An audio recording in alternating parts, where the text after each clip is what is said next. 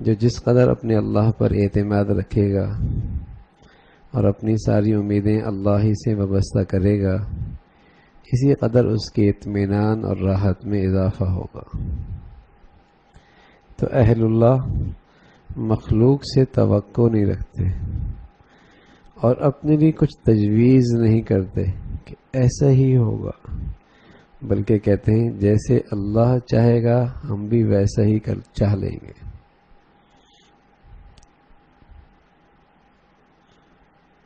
ایسا ہی ہو نہ بھائی، جیسے اللہ چاہے ویسا ہو۔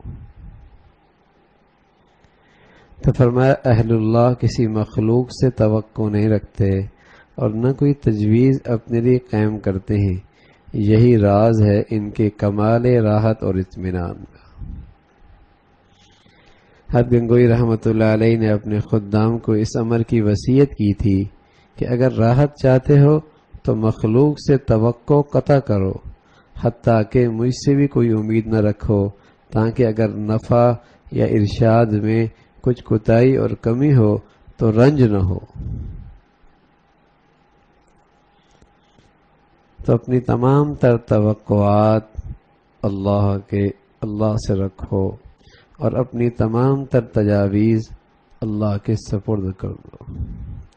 وعلی اللہ فلیتوکل المؤمنون، ایمان والے اپنے اللہ پر بھروسہ اور اعتماد کرتے ہیں۔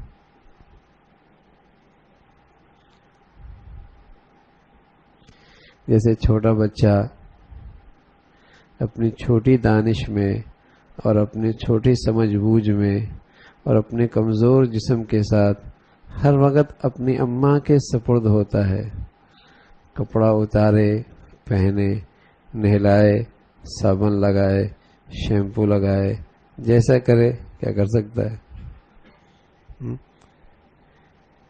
اور سب مطمئن ہوتے ہیں اماں ہے نا اس کے پاس کوئی مسئلہ نہیں ہے، ماں ہے نا اس کے پاس کوئی مسئلہ نہیں ہے، اس لیے کہ ماں تو شفیق مہربان ہے، کوئی مسئلہ نہیں۔ بچے کے پاس ماں ہے، کوئی مسئلہ نہیں۔